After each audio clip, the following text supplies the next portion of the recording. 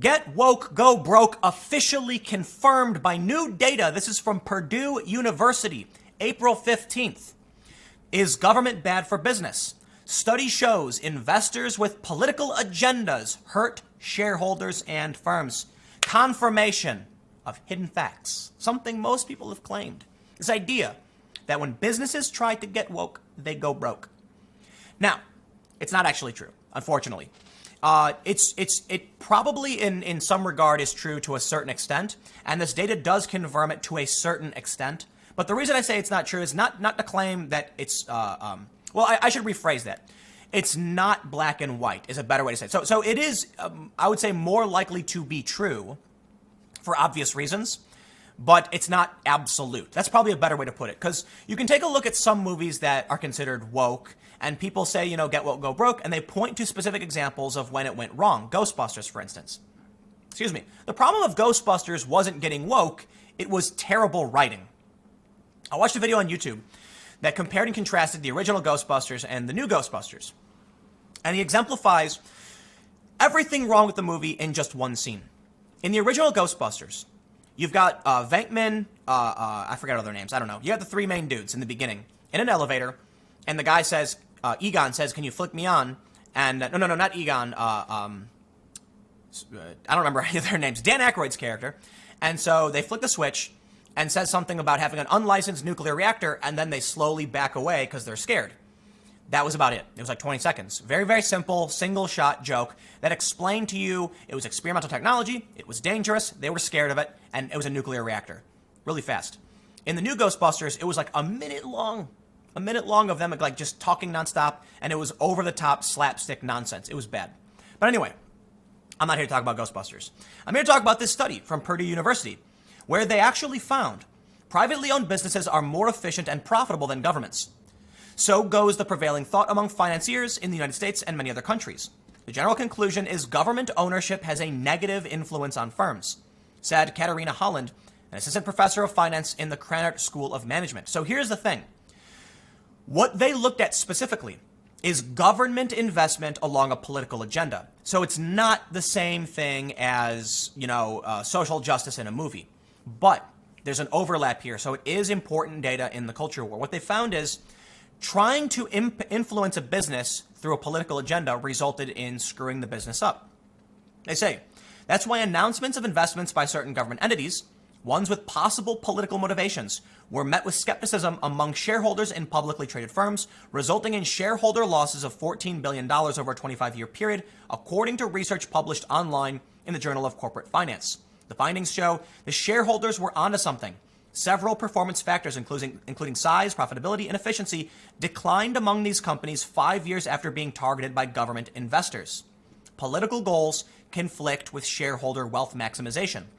But, nuance, because we always got to bring the nuance in here, government is also slow-moving and bureaucratic. It's possible the companies were negatively impacted not necessarily by the agenda of the political, the political agenda, but because in order to make things happen, a government investment takes forever. Think about it this way. I invest in a company. The company then says, hey, we want to do X, Y, and Z, and you hold a certain percentage as an investor. I then just go, all right, yeah, go for it. Sounds good to me. And we change plans, boom, more effective. Let's talk about a government investment, which I believe can be good things, but nuance. Let's say you have a business and the government gets involved and they invest. You then want to say something like, hey, I want to pivot and do X. They go, okay, fill out this form, and then my boss will send it to his boss, and then probably by next week we can get an answer for you on whether or not your form was submitted properly. And if it was, then you can confirm the form submission. We'll review it then and determine a week later. You get the point I'm trying to make. Bureaucracy slows things down and gums things up. But again, they do have data showing that the political agenda going in. So it might not actually be. That's kind of my assumption. Political goals are conflicting with shareholder wealth maximization. I want to bring up the nuance about bureaucracy just as an aside because it's possible. But what they're actually saying here is that a business has to make a choice, okay?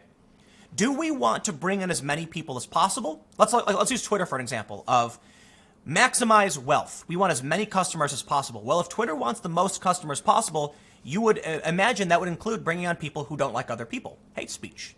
But if Twitter has a political agenda, they're going to remove customers. And here's the problem.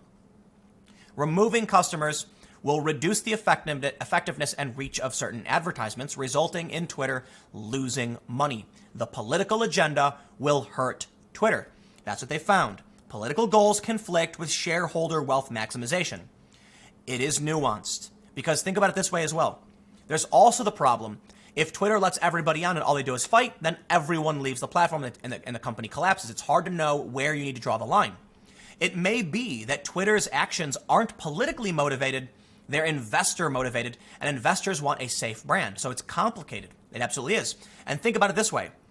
I actually think getting woke, as they're currently doing, is helping Twitter. It's one of the arguments I've made, and let me explain.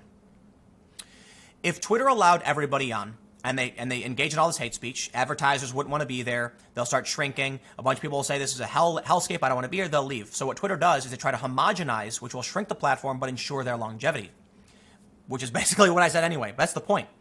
The actual issue is, if the government stepped into Twitter with a political goal of guaranteeing free speech, might actually conflict with what the shareholders want. And the shareholders might want a safe brand that is very, very politically, aligned in one direction, which may be better for them in the long run. I don't know. The point is, it's not so much about woke. Again, that's the nuance.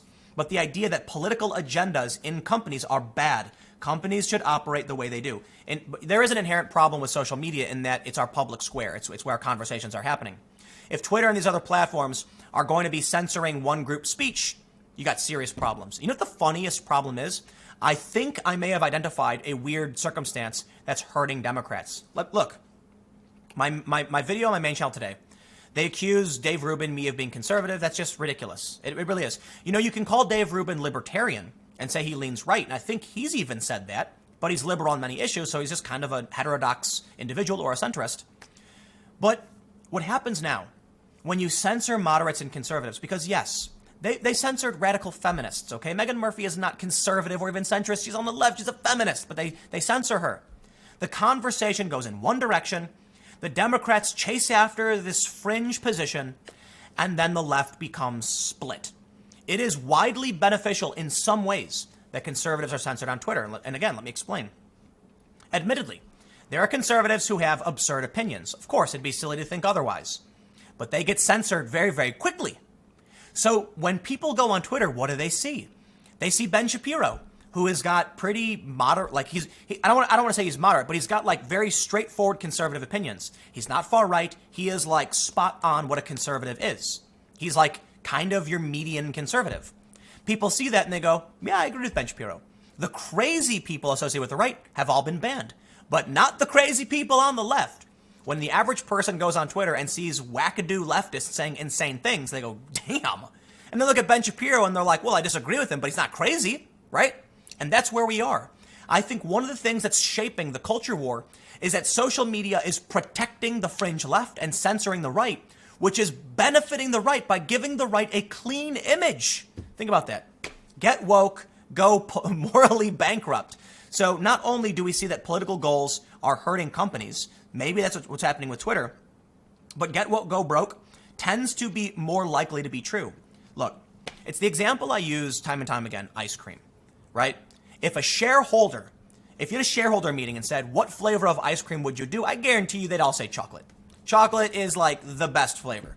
Now, people like vanilla and strawberry too, but I think chocolate's probably the most popular flavor. What would happen if a political agenda came in where they said chocolate's not healthy? We eat broccoli and spinach. That's healthy. That's what people should get. Like Jack Dorsey said, we want to promote a healthy conversation. But who the hell wants to buy health food? Some people do.